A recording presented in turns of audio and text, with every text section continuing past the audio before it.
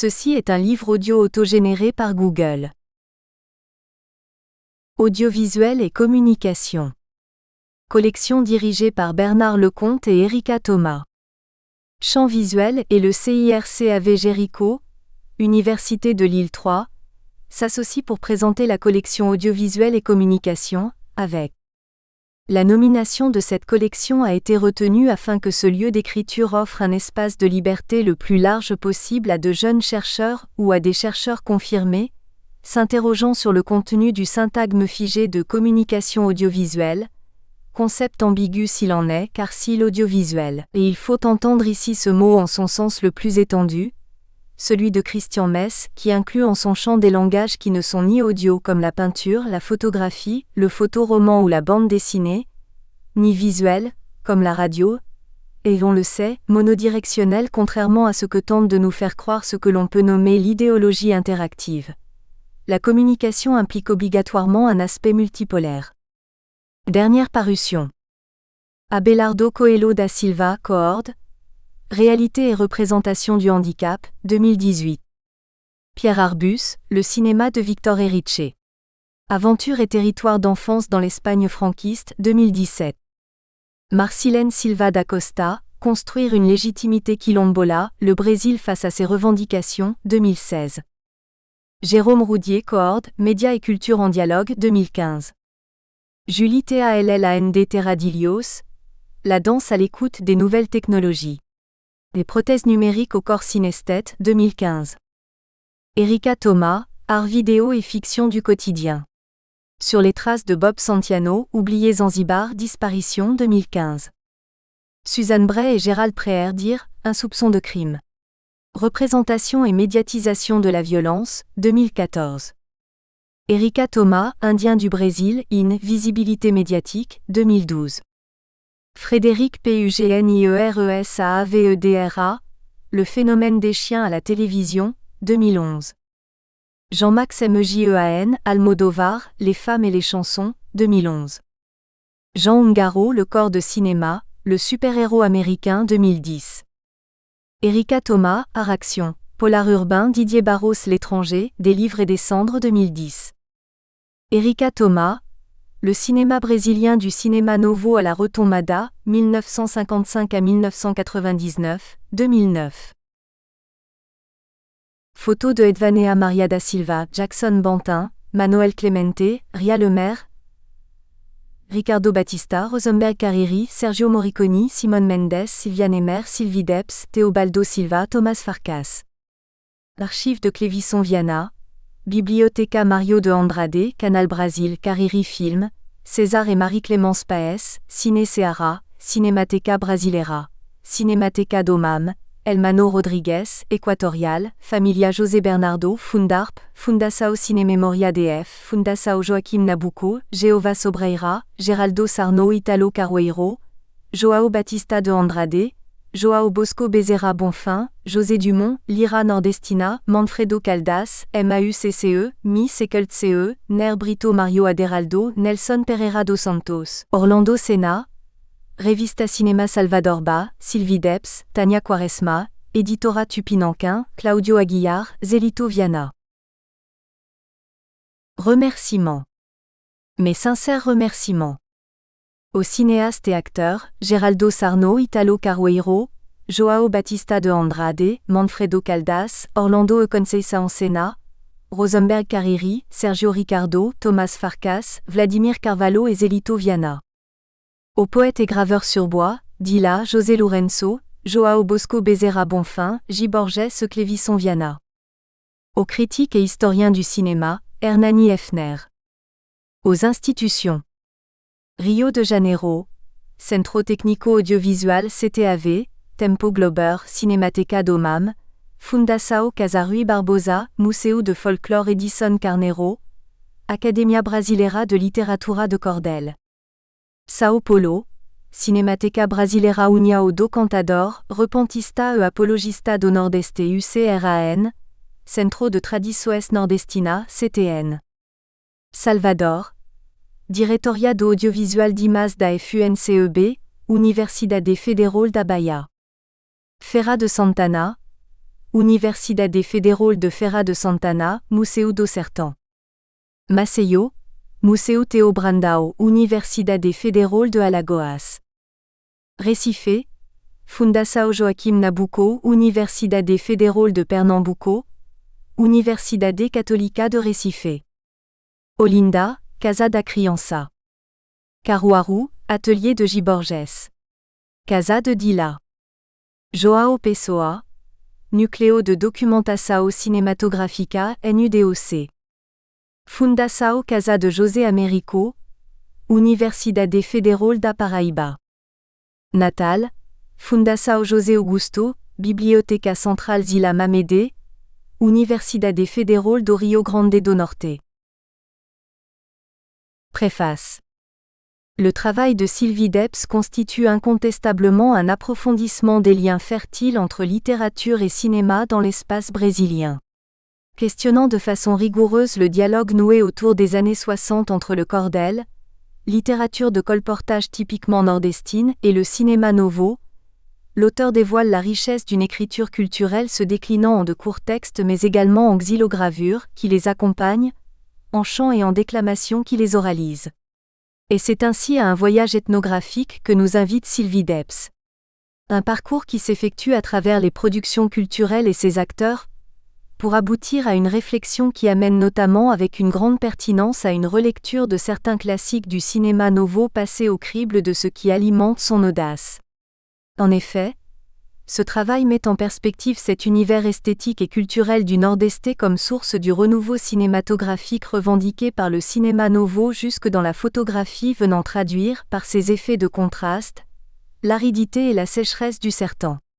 Nous entraînant au cœur de grands classiques, comme par exemple ceux de Glauber Rocha Deus o Diabo na Terra do Sol 1963, ou au Dragon da Maldade contra o Santo Guerreiro, Antonio das Mortes 1969, l'auteur pointe les diverses influences de cet univers du cordel sur la représentation cinématographique des espaces, sur le jeu des acteurs, sur la présence de symboles ou de personnages conceptuels, tels l'aveugle, ou sur les choix musicaux.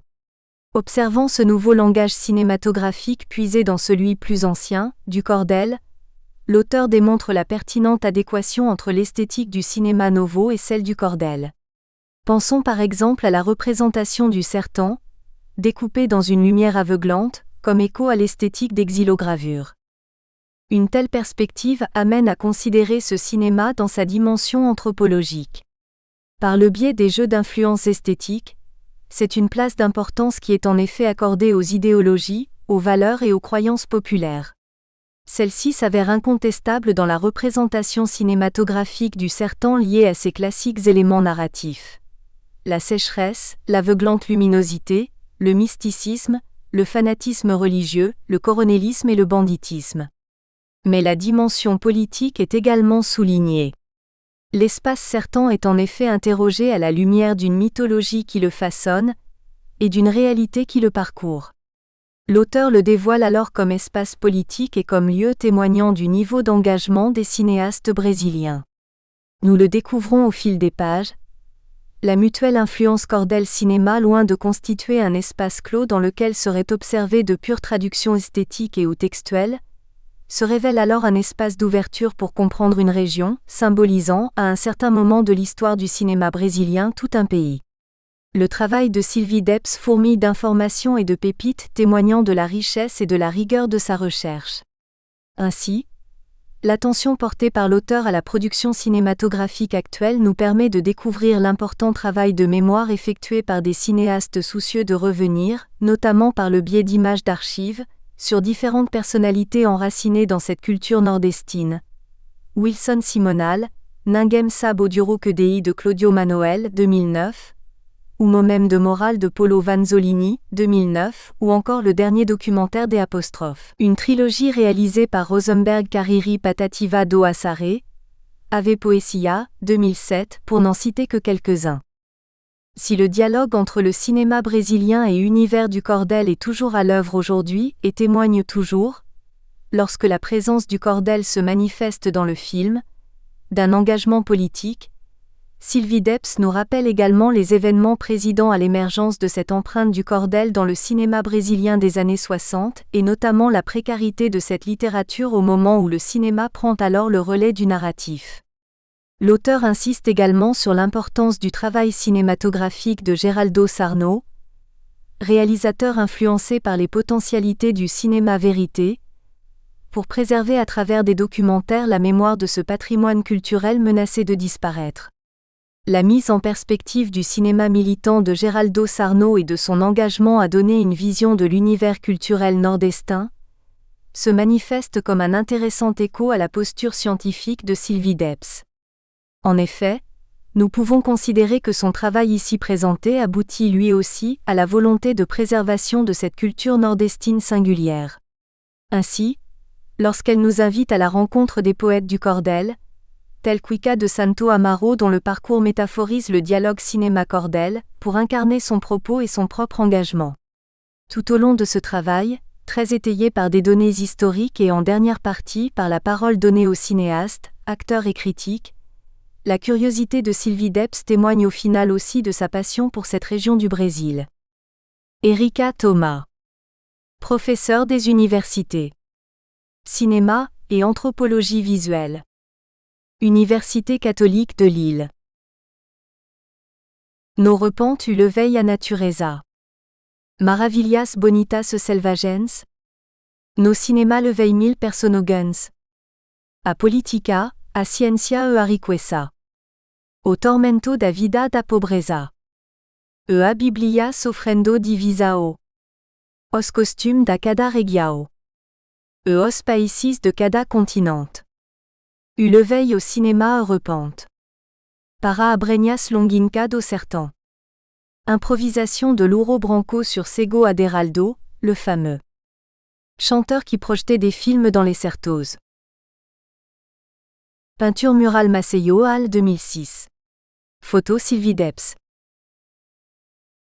Article. Album Lira Nordestina, José Lourenço, Roiseiro do Norte CE. 1. Cinéma et cordel, essai de typologie. Les études concernant les relations entre la littérature et le cinéma ne manquent pas de s'attarder sur la question de l'adaptation d'un système d'expression et de communication à l'autre. Le 7e art, il est vrai, depuis l'époque du muet, s'est nourri de la littérature. L'antériorité de cette dernière sur le cinéma d'une part, la culture et la formation des premiers cinéastes, essentiellement littéraires d'autre part, explique en grande partie cette influence de la littérature sur le cinéma. L'inverse cependant, certes moins important quantitativement, n'a pas tardé à se produire. La littérature s'est inspirée du cinéma, que ce soit du point de vue de la narration ou des thèmes tant en France qu'aux États-Unis. Dans cette perspective, la littérature et le cinéma brésilien apportent une contribution originale qui s'est cristallisée dans les années 1960 autour de la littérature de cordel et de l'éclosion du cinéma novo. En effet, lorsque Glauber Rocha cherche à créer un cinéma national qui soit brésilien autant par sa forme que par son contenu, il convoque la littérature de cordel et son univers pour élaborer l'esthétique du cinéma novo. Deus o diabo na terra do sol, le dieu noir et le diable blond, en constitue sans aucun doute l'illustration la plus aboutie. Par ailleurs, si le cinéma jusque-là s'était peu intéressé au cordel, celui-ci s'était déjà largement inspiré de celui-là. Sans illustration au départ, les couvertures des foliettos se sont enrichies de couvertures en noir et blanc d'abord, puis en couleur. La diffusion des films américains dans les années 1940 à 1950 et le côté glamour des stars de Hollywood explique la présence de couples mythiques ou de femmes fatales sur les couvertures des cordéis racontant des histoires d'amour. Par la suite, d'autres cinéastes se sont inspirés de cette littérature et le cordel, pour sa part, est également retourné au cinéma, que ce soit par l'adaptation de foliettos au cinéma ou par la publication de foliettos consacrés à des films, des réalisateurs ou des acteurs brésiliens. Le cinéma de son côté n'a pas cessé, ici ou là, de retourner aux sources du cordel, tantôt par le biais d'un personnage de l'histoire, tantôt par le biais de l'écriture du scénario, tantôt par le biais de la bande-son jusqu'aux formes plus subtiles de la photographie et du montage. C'est en partant de cette richesse d'aller et retour entre ces deux modes d'expression que nous tenterons d'ébaucher une typologie de ces échanges. Présence du cinéma dans le cordel. La présence du cinéma dans la littérature de cordel se manifeste de deux manières. D'un côté par l'illustration des couvertures, de l'autre par la thématique.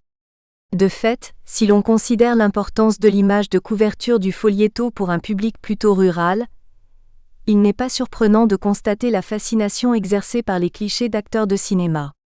Au début du XXe siècle, les foliettos édités par Leandro Gomes de Barros, 1865 à 1918, étaient ornés de vignettes et de frises décoratives sur le modèle des journaux.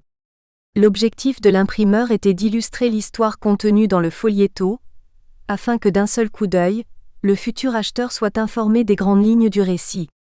Son successeur João Martins de Hated, 1880 à 1959, a introduit des innovations qui vont fixer les règles éditoriales du genre. Il a cherché à améliorer à la fois le fond, la forme et la commercialisation des foliettos. Pour illustrer les histoires d'amour, il utilise les clichés de couples d'amoureux des cartes postales sentimentales. Comme l'a noté Edilene Matos, avec l'arrivée des cartes postales, envoyées au Brésil via l'Europe et particulièrement la France, les foliettos commencèrent à être illustrés avec la reproduction de ces cartes postales, c'est-à-dire avec des portraits de femmes séductrices ou sensuelles, d'hommes très beaux et d'enfants aux airs angéliques. En réalité, des images qui n'avaient rien à voir avec le contenu. Signalons aussi que João Martins de Hated, passionné de cinéma, est le premier à transcrire les films auxquels il assiste à partir des années 1930. Quand João José da Silva, 1922 à 1997, ouvre la Folieteria Lucero do Norte à Recife dans les années 1950, il remplace les cartes postales sentimentales par les clichés d'acteurs de cinéma pour illustrer ses foliettos. En effet, l'influence du cinéma qui a déterminé l'adoption, voire le culte des grandes idoles pour une partie du public, s'est fait sentir de façon notable dans la reproduction de photographies des stars de Hollywood des années 1930, 1940 et 1950 sur les couvertures des foliettos populaires, vendus sur les marchés et les foires du pays. Il n'était pas rare de voir Gregory Peck se transformer en un courageux certanero. Et Rita Hayworth se transformer en femme fatale, en jeune fille à marier, paysanne ingénue ou encore fille de grands propriétaires terriens. Installée dans le quartier São José, tout près des salles de cinéma, Gloria, São José, idéal, João José da Silva profite de l'engouement pour le cinéma d'après-guerre. Plusieurs raisons commerciales motivent ce choix. Le coût de revient. Ces clichés, d'abord utilisés par la presse locale pour l'annonce des films, sont rachetés à bas prix par l'éditeur au journal do commercio. La rapidité. Un cliché tout prêt permet d'imprimer aussitôt le folietto plutôt que d'attendre la réalisation d'une xylogravure ou d'un dessin. L'alliance contenu-contenant. Plus originale et moderne que les cartes sentimentales, le cliché d'acteur de cinéma permet aussi d'illustrer les foliettos inspirés de films. On pourra reconnaître ainsi Victor Mature et Eddie Lamar sur la couverture de Samson et Dalila, Ingrid Bergman sur la couverture de Johanna d'Arc, Errol Flynn et Jean Harlow sur la couverture de O Verdadeiro Amor de Mae. Comme le souligne Liedo Maranhão, divers films qui ont eu du succès dans le passé comme Au Comte de Monte Cristo, Romeo et Giulietta, Zorro, Tarzan, Branca de Nive au 7 à Noès, O Ebrio, ce dernier national, ont conduit de nombreux poètes, pris d'émotion par ce qu'ils avaient vu sur l'écran serein, à écrire leur livret avec une telle richesse de détails que dès la première page, comme le fait le poète João José da Silva, il montre la source d'inspiration au lecteur. Le marketing. En utilisant ces clichés d'acteurs pour de nombreux foliettos sans lien spécifique avec le cinéma, l'éditeur joue sur le côté glamour des actrices et jeunes premiers pour séduire le public. C'est ainsi que nous trouvons Rita Hayworth sur la couverture de A2A do Maranhão, Douglas Fairbanks Jr. et Ruth Warich sur celle de A Presepada de Pedro Malazarte ainsi que sur Reinaldo e Marilena, Randolph Scott sur O Boiadeiro Valente, Joan Crawford sur Os Caprichos da Mulher et A Fila da Perdição, Marlon Brando sur O Filho de Alibaba, Gary Cooper et Lauren Day sur A Bravura de Cipriano ou Os Amores de Jacira. Les acteurs brésiliens sont plus rares. Il y a eu bien sûr Vicente Celestino pour O Ebrio, mais aussi José Morica en couverture de A Nova Profecia do Grande Sabio Frances, ou encore Milton Ribeiro en couverture de A Morte Comanda au Cangaço. Plus tard, avec les feuilletons télévisés apparaîtront aussi Sonia Braga, Gabriela, Leila Diniz a Escrava Isaura a Jovem Sofredora, José Wilker et Regina Dourado, Tigipio ou Heitor Matilde Cesario na Explosao do Amor, José Wilker et Susana Vieira, au Casamento de Rodrigo, ou encore Sergio Cardoso et Araci Balabagnan, Antonio Maria ou a Verdade sobre o Lusitano Sensual. Dans son ouvrage Au Folieto Popular, Sua capa Eus Illustrador, publié à Recife par la Fundação Joaquim Nabuco en 1981, Liedo Maranhão analyse cette présence du cinéma dans le cordel. Le cinoche, comme il est affectueusement appelé dans le cordel, a toujours exercé une très grande influence sur la littérature populaire, non seulement avec ses thèmes d'amour, de western, de la Bible ou de l'histoire universelle, mais aussi, les poètes se sont servis largement des photos de leurs grandes stars. Dans la pose classique des jeunes premiers, enlacés, joue contre joue, souriant au lecteur. Presque toutes les stars américaines des années 1930, 1940 et 1950, comme Maurice Chevalier, Nelson Eddy, Randolph Scott, George Brent, Douglas Fairbanks Jr., Victor Mature, John Wayne, Fernand Gravet, Gary Cooper et même ceux de nos jours, ont eu leurs photos imprimées sur les couvertures des Cordeis aux côtés d'actrices fameuses comme Jeannette MacDonald, Maureen O'Hara, Ilona Massey, June Lang et la reine Lucille Ball, Ruth Varir, la reine Day, Joan Crawford, Ida Lupino, Maria Monté et beaucoup d'autres. En ce qui concerne la thématique abordée dans les Cordeis liées au cinéma, notre délimitation du corpus reste encore incomplète, car il faudrait pouvoir y ajouter la liste des Cordeis qui sont des adaptations de films sans que le titre en porte une référence, à l'instar de ce que faisait João Martins de Hated au début du siècle dernier. Nonobstant, nous pouvons ébaucher plusieurs catégories. Des Cordeis consacrés à un réalisateur ou à un acteur de cinéma. Glauber et Grand Othello de Raimundo Santa Helena. A Luta de Zedo Caixao comme au Diabo de Manuel d'Almeida Filho. Au film de Castro Alves Rui Barbosa Feito por Glauber Rocha no a le accent aiguem, ou à Bayanada no Se, de Franklin Machado Nordestino. Dina SFAT a Guerrillera da Arte de Helio Dutra. A Vida de Luz del Fuego Pioneira do Nudismo no Brasil de Rota Bandera.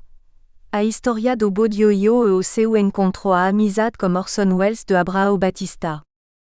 Des Cordeis inspirés de films. O Ebrio de João José da Silva, Assalto ao Trem Pagador. A Morte Comanda au Cangaço de Joaquim Batista da Sena. A Grande Feira de Cuissa de Santo Amaro. A Coragem de Teodoro a Vingança do Capitão Galdino de Minervino Francisco Silva.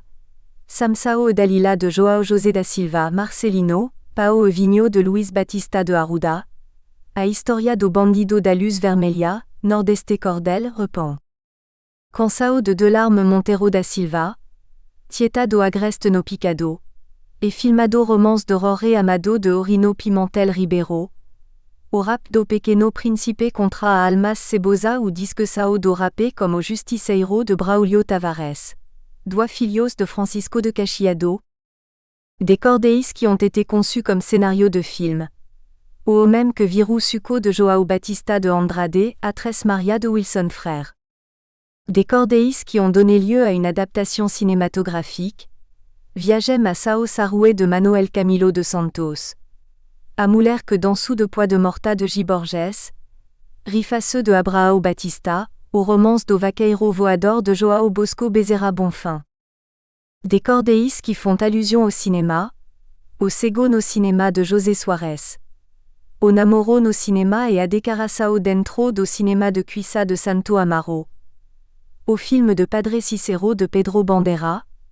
A Marca de Zorro de Severino Borges. Au même que Encontro Jesus Cristo no Cinema de Lima Evangelista José de Nicola. Enfin, dernière catégorie non négligeable, l'ensemble des Cordeis qui sont évoqués, chantés ou récités en partie dans des films, qu'ils soient de fiction ou documentaires. Présence du cordel dans le cinéma. C'est d'ailleurs tout l'univers de la littérature de cordel, allant de la déclamation au chant et passant par la xylogravure, qui a été une des sources du renouveau esthétique prôné par le cinéma novo. Dans des films comme Deus o Diabo na Terra do Sol 1963, ou O Dragón da Maldad contra o Santo Guerreiro, Antonio das Mortes, 1969, nous pouvons, à chaque instance du discours, identifier l'influence de l'univers du cordel sur les choix esthétiques du jeune cinéaste. Que ce soit l'univers du cordel comme modèle de représentation du sertan, sécheresse, cangaço et mysticisme, que ce soit d'un point de vue visuel, une photographie inspirée de la xylogravure, d'un point de vue de la gestuelle des acteurs, d'un point de vue musical, thématique ou encore narratif, l'influence du cordel est omniprésente. Elle porte les traces de l'immersion du cinéaste dans cet univers dès son plus jeune âge. Cette émergence de l'univers du cordel dans le cinéma a correspondu à deux événements majeurs. Le premier, à savoir que, dans le traitement de l'image du sertan dans l'imaginaire collectif, le cinéma prend le relais de la littérature. Le second, à savoir que au moment où Glauber Rocha fait de cet univers un des piliers de son esthétique, le marché de la littérature de cordel s'effondre. En effet, Grande Sertan Veredas 1956, Diadorim et O Cangaceiro 1953, Sans peur, sans pitié, constituent le premier point de référence de ce changement de média et leur position de chiasme chronologique est à souligner. Ces deux œuvres clés marquent dans leur mode d'expression respectif, l'une un aboutissement, l'autre une inauguration de la représentation du sertan. La littérature achève son cycle avec une œuvre complexe, à portée métaphysique et universelle, alors que le cinéma commence avec une œuvre simplificatrice, stéréotypée et populaire. Au même moment, la littérature populaire entre en crise. En 1964, João José da Silva ferme son imprimerie à Recife et vend une partie de ses œuvres à Preludio, la maison d'édition de São Paulo. En 1965, c'est au tour de Manuel Camilo dos Santos, 1905 à 1987, de fermer son imprimerie à Estrela da Poesia à Campina Grande. Seul José Bernardo da Silva, considéré comme le plus grand éditeur depuis João Martins de Hated, réussit à maintenir son entreprise à Juazeiro do Norte, malgré une chute notable de sa production, sans doute grâce aux nombreux pèlerins qui affluent chaque année pour le culte du Padre Cicero. Or c'est précisément dans ces années-là que Glauber Rocha réalise Deus o Diabo na Terra do Sol. Quelques années plus tard, conscient du patrimoine culturel représenté par le cordel alors menacé de disparition, Geraldo Sarno tourne des documentaires sur cette littérature. U carrego certan dentro de mim, Dramatica Popular, Os Imaginarios, Jornal do Sertão, A Cantoria, Viva Cariri, Segunda-feira, Vitalino Lampião, Região Cariri et Padre Cicero qui constituent des documents historiques remarquables de nos jours. En 1975, Tânia Quaresma reprend la thématique avec Cordel, Repente Canção. Cette relation entre cinéma et univers du cordel au Brésil se poursuit jusqu'à nos jours sous des formes diverses. Une étude de la cinématographie brésilienne, prenant en compte les courts et longs métrages documentaires et de fiction, permet d'identifier environ une centaine de films produits en 40 ans. Il y a ceux qui font des références explicites à l'univers du cordel et ceux qui ont donné lieu à l'écriture d'un cordel. Glauber Rocha avait introduit le cordel comme trame narrative dans Deus o Diabo na Terra do Sol. Dans O Dragón da Maldad contra o Santo Guerreiro, il utilise directement le cordel de José Pacheco A Chegada de Lampião no Inferno lors des séquences finales du film. Des films, comme Op de Sao Sarue de Vladimir Carvalho, 1971, ou O Baiano Fantasma de Denoa de Oliveira, 1984, s'inspirent du cordel. Le personnage principal de O même que Viru Suco de João Batista de Andrade, 1980, d'Heraldo, interprété par José Dumont, est un émigré nordestin, poète et vendeur de cordel, parachuté à São Paulo. Plus récemment, de nouveaux films documentaires étroitement liés au cordel ont été réalisés. Saudade do Futuro de César Paes, 2000, sur les repentistas émigrés à São Paulo qui ne manquent de faire penser au film Viramundo, 1964, de Geraldo Sarno et Juazeiro, à Nova Jerusalem de Rosenberg Cariri, 2001 qui reconstitue la vie du Padre Cicero. En 2002, Italo Carueiro et Elvis Kleber inventent le cordel animé avec le lancement de O Lobisomem o Coronel. Vu le succès de cette tentative, en 2004, Italo Carueiro propose à J. Borges d'adapter à Mossack Danço de Pois da Morte pour le cinéma d'animation. L'auteur, qui est aussi connu comme un grand artiste, a fourni les xylogravures pour le cinéaste. Ces deux films ont d'ailleurs remporté de nombreux prix dans les festivals nationaux et internationaux. En 2006, Manfredo Caldas s'adapte aux romances do Vaqueiro Voador, dans un remarquable documentaire sur les victimes de la construction de Brasilia. Si c'est d'abord l'image du cinéma qui est entrée dans le cordel, c'est ensuite la lettre du cordel qui est entrée dans le cinéma, et plus particulièrement par l'apparition du poète populaire comme personnage de film. Une étude des relations entre cordel et cinéma ne peut cependant pas s'achever sans rendre un hommage particulier à Cuissa de Santo Amaro, 1907 à 1964. Cuissa de Santo Amaro, le passeur entre les deux univers. Comme les relations cinéma-cordel ont commencé à Bahia, il faut s'arrêter quelques instants sur le poète et cordéliste Cuissa de Santo Amaro qui par son parcours, symbolise ses allers-retours entre le cinéma et le cordel.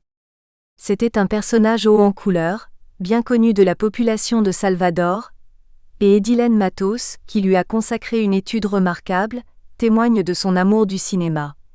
Cuissa de Santo Amaro, grand amateur de cinéma, avait ses habitudes au cinéma Jandaia. C'est là qu'il a sans doute vu le film Marcelino, Pae e Vinho qui a servi d'inspiration au cordel du même titre, avec en couverture le visage de l'enfant Pablito Calvo. Ce folieto qui raconte la vie de Marcelino sans satire ni agressivité, ne fait pas partie des thèmes habituels de Cuissa de Santo Amaro, et pour cette raison occupe une place spéciale dans son œuvre.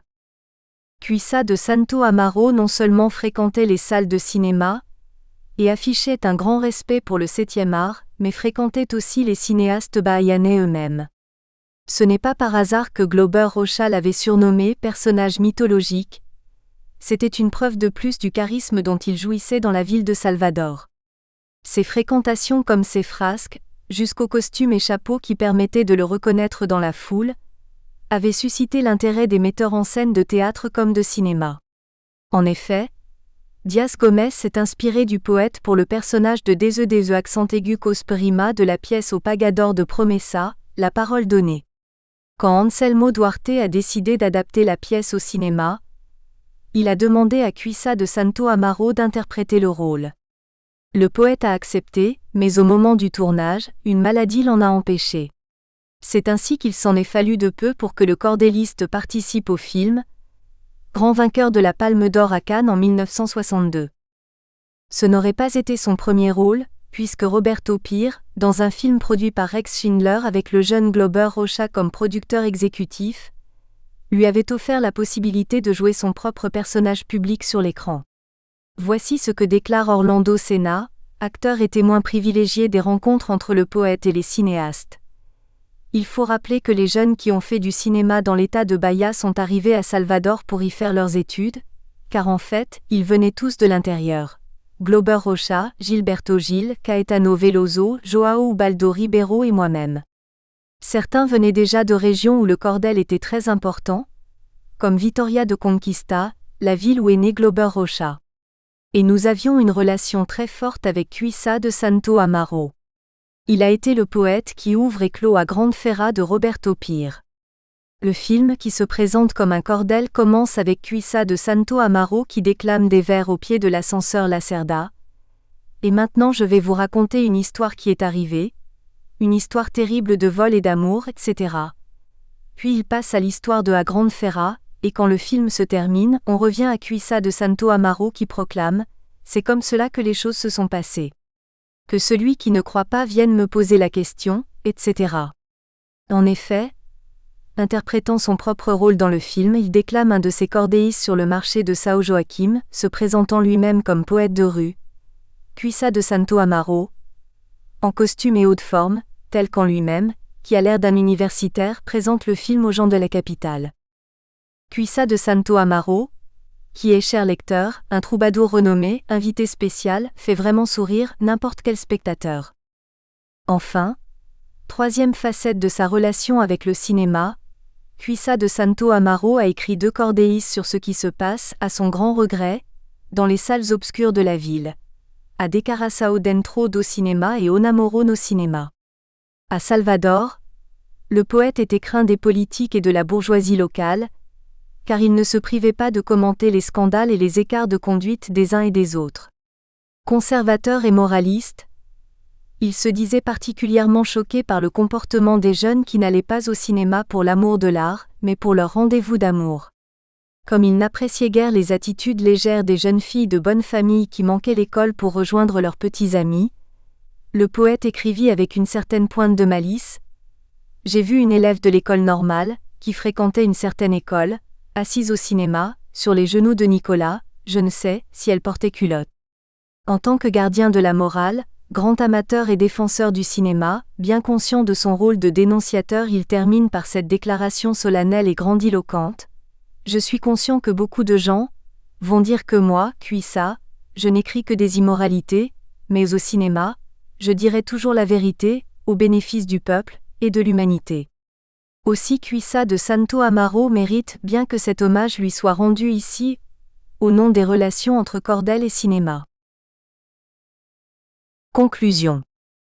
Comme nous avons pu le constater au long de cette étude, les raisons des allers-retours entre le cinéma et le cordel sont riches et diversifiées, et il est curieux de noter l'impact respectif de chaque mode d'expression sur l'autre. La présence du cinéma dans le cordel semble relever d'une fascination du public pour les acteurs américains et le 7e art et être motivée par des raisons économiques de la part des cordélistes, alors que la présence du cordel dans le cinéma relève de l'engagement politique qui va de la contribution à l'invention d'un langage cinématographique brésilien comme le cinéma novo, à la dénonciation des inégalités sociales.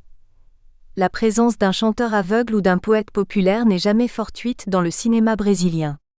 C'est pour cette raison que nous allons consacrer diverses études à des réalisateurs comme Glauber Rocha, Geraldo Sarno, João Batista de Andrade, Rosenberg Carriri, Italo Carweiro et Manfredo Caldas. Album Lira Nordestina, José Lourenço, Roseiro do Norte CE. 2. Cordel et cinéma. Il était une fois le Nordeste. À l'origine, il y avait le Sertão.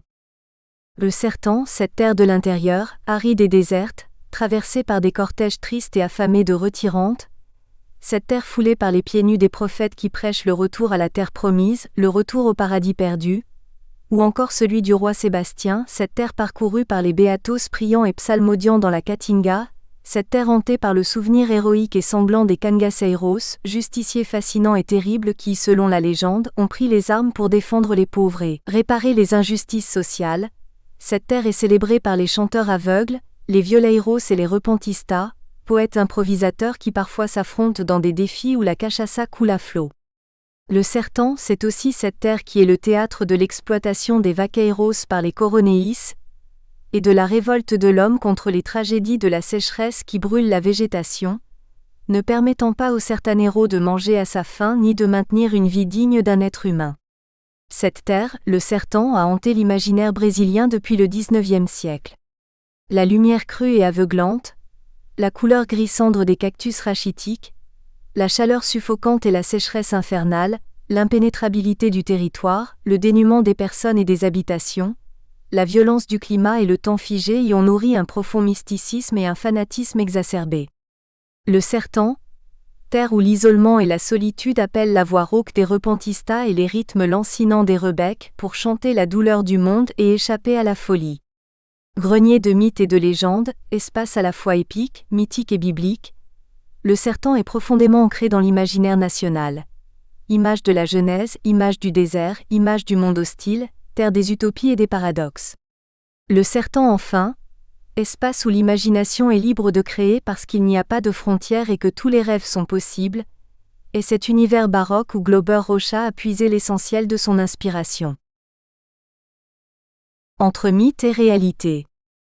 Cette configuration naturelle propice aux destins extraordinaires a été la scène d'une tragédie qui allait marquer de son sceau l'ensemble du pays. À l'aube du XXe siècle, avec l'avènement de la République, le Sertão devient l'un des enjeux majeurs de la constitution de l'identité brésilienne en raison de la répercussion nationale que lui donne le militaire positiviste, anticlérical, abolitionniste, républicain et libéral, Euclide da Cunha, 1866 à 1909, par la révélation du traumatisme national qu'a constitué le massacre des innocents de Canudos. Parti en tant que correspondant de guerre pour le journal O Estado de São Paulo entre août et octobre 1897, afin de couvrir l'insurrection populaire de Canudos, 1896 à 97, Euclide da Cunha publie en 1902 à compte d'auteur un texte magistral Os Certos qui est appelé à connaître un succès non démenti jusqu'à ce jour parce qu'il touche le Brésil entier. En effet, ville fondée par le prophète et chef religieux Antonio Conselheiro 1830 à 1897, de son vrai nom Antonio Vicente Mendes Maciel, Canudos, mythe vivant de la Nouvelle-Jérusalem, cité où règne la justice, la paix et l'union entre les hommes, avait attiré quelques 25 000 pauvres. Grâce à une répartition des tâches et des responsabilités, Canudos fonctionnait sur un mode communautaire que l'on pourrait rapprocher des idées des utopistes fouriéristes, et assurer sécurité, dignité et satiété aux pèlerins qui avaient suivi Antonio Conselheiro lorsqu'il prêchait dans les villages de l'intérieur, reconstruisant lors de son passage avec l'aide des habitants, les églises, les cimetières, les puits et parfois des centres de soins pour les malades ou des écoles pour lutter contre l'analphabétisme. Cette ville, devenue quasiment un État dans l'État, avait attiré rapidement la condamnation du gouvernement de Rio de Janeiro qui a envoyé 4 expéditions militaires pour venir à bout de cette rébellion populaire, survenue quelques années à peine après l'abolition de l'esclavage, 1888, et la proclamation de la République, 1889, dans une région inaccessible par le pouvoir. Jusqu'à nos jours, cet épisode de l'histoire du Brésil reste exemplaire de la façon dont le gouvernement traite la population défavorisée du pays. Sans que l'histoire ne vienne à nouveau marquer la région de ses stigmates, la simple observation et mise en récit du quotidien de sa population déshéritée a tracé les grandes lignes d'une littérature singulière. Le Manifesto de 1926, inspiré par le sociologue et anthropologue Gilberto Frère, 1900 à 1987, a ébauché les caractéristiques du mouvement connu sous le nom de littérature du Nordeste, dont le texte emblématique A Bagaceira, 1928, de José Américo de Almeida, 1887 à 1980, inaugure un cycle que Grande Sertão, Veredas, 1956, de João Guimarães Rosa, 1908 à 1967, achève.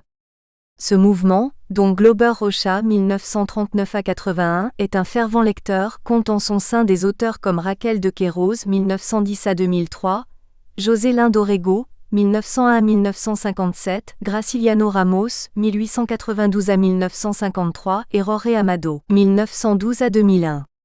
Le régionalisme des années 1930 était fondé sur la volonté de donner une vision objective de la réalité locale, ce qui valut l'appellation « cycle de la sécheresse » aux romans publiés dans ce contexte. C'est la réalité de la nature qui a servi de base à la stylisation littéraire. Les cortèges réguliers de retirants abandonnant leur maison pour aller trouver refuge sur la côte ou dans le sud sont à l'origine d'un thème littéraire, repris par le cinéma novo, qui se situe à mi-chemin entre le folklore et la dénonciation. Une particularité locale, la présence du banditisme et du mysticisme propre à la région a constitué la toile de fond de ces histoires avec des personnages types du sertão, à savoir le vaqueiro, le jagunço, le cangaceiro, le beato, le coronel, le cantador de Historias, le retirant. La littérature était devenue un moyen d'information et de protestation, pour témoigner de la réalité effective du pays dans les années 1930, et mettre en avant le destin tragique d'une immense partie de la population ignorée par le pouvoir central. Mais avant de nous parvenir par l'intermédiaire de la littérature érudite, tous ces personnages avaient transité par la mémoire collective des sertaneros grâce à la forte tradition orale maintenue dans le sertão, par la présence des conteurs et des chanteurs de foire qui les divulguaient au cours de leur pérégrination. La littérature de colportage brésilienne, typiquement nordestine, plus connue sous l'appellation de littérature de cordel, était présente sur les marchés des villes de l'intérieur sous forme de petits livrets, folietos, ornés de xylogravures et suspendus sur des cordes, d'où leur nom. Composé d'un répertoire d'histoires orales improvisées au départ, qui évoquait des histoires d'amour, des luttes de personnages fantastiques, l'épopée des cangaceiros, la légende de Charlemagne et des 12 pairs de France, des faits d'actualité, cette tradition constituait non seulement un moyen d'information pour les populations rurales, morts de Lampião ou de Getúlio Vargas par exemple, mais aussi un moyen de transmission de la mémoire, de l'histoire et de la culture nord-estine à Vendée '. Être transcrite et reconnue comme littérature. Elle constitue le romanceiro du Nord-Esté sur lequel nous reviendrons plus loin. Sous l'œil des caméras. Pour un art sensible au spectaculaire et au pittoresque, Le Sertant, ses paysages et ses personnages offraient bien des attraits prometteurs aux réalisateurs en quête de sensationnel. C'est ainsi qu'en 1953, le cangaceiro, héros de la saga Sertaneja, a fait le tour du monde en quelques coups de manivelle. L'assimilation au genre du western, l'insolite du costume de cangaceiro, la musique folklorique et l'idylle amoureuse avaient contribué à conquérir un large public. Cette vision romantique du sertan sera violemment combattue par Glauber Rocha, qui exposera les choix esthétiques du cinéma novo, dans Revista Crítica do Cinema Brasileiro, révision critique du cinéma brésilien, en 1963, puis dans le célèbre Manifeste Estética da Fome, Esthétique de la faim, présenté à Gênes en 1965. Aux antipodes des images glamourisées de Chick Falls, les cinémanovistes vont élaborer une photographie apte à traduire l'aridité et la sécheresse du sertan, en s'inspirant notamment des fameuses xylogravures qui illustrent les couvertures du cordel. Sur le plan du récit, la structure dichotomique qui opposait le bon au méchant cangaceiro cédera la place à une structure moins orthodoxe, tout en ellipses et sutures violentes, calquée sur le modèle oral narratif du cordel. En 1960, le film documentaire Aruanda de Linduarte Noronha, N 1930 à 2012, récit de la vie misérable. Nous espérons que vous avez apprécié cet aperçu. Pour continuer à écouter ce livre audio sur Google Play Livres, utilisez le lien dans la description de la vidéo.